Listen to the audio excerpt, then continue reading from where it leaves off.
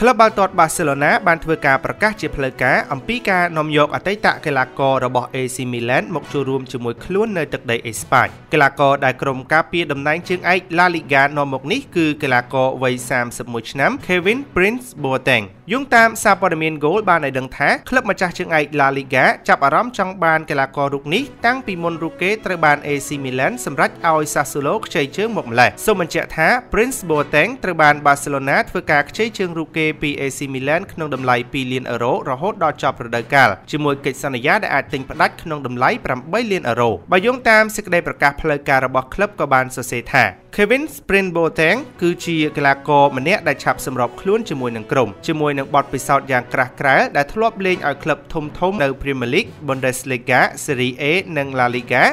Boateng ក៏ជាកីឡាករម្នាក់ដែលតែងតែបង្កើតឲ្យមានគ្រាប់បាល់គ្រប់ក្លឹបដែលគាត់ចូលរួមគួរឲ្យដឹងថាមុននឹងមានព័ត៌មានផ្លូវការរបស់ Barcelona កីឡាករ Boateng ក៏ធ្លាប់បង្ហើបប្រាប់សារព័ត៌មាន Sky Sport ថារូបគេនឹងទៅចូលរួមជាមួយ Barcelona កីឡាករសញ្ជាតិអាល្លឺម៉ង់រូបនេះបាននិយាយថាលោកមានអារម្មណ៍សោកស្ដាយដែលលោកត្រូវចាក់ចែងពីក្លឹប Sassuolo ប៉ុន្តែនេះគឺជាឱកាសដ៏អស្ចារ្យក្នុងការចូលរួមជាមួយ Barcelona គួរបញ្ជាក់ថា Barcelona គឺជាក្លឹបទី4ហើយដែល Boateng បានចូលរួមក្នុងរយៈពេល3រដូវកាលចុងក្រោយនេះកីឡាកររូបនេះត្រូវបាន AC Milan ដាក់ឲ្យក្លឹបផ្សេងៗខ្ចីជើងជាបន្តបន្ទាប់រួមមានក្លឹប Las Palmas របស់អេស្ប៉ាញ Frankfurt របស់អាល្លឺម៉ង់ Sassuolo របស់អ៊ីតាលីនិងចុងក្រោយគេនេះគឺត្រូវបានមកចូលរួមជាមួយ Barcelonaកីឡាករ Boateng រកគ្រាប់បាល់បាន21គ្រាប់ក្នុងការបង្ហាញខ្លួនសរុប83ប្រកួតរាប់ចាប់ពីឆ្នាំ2016មក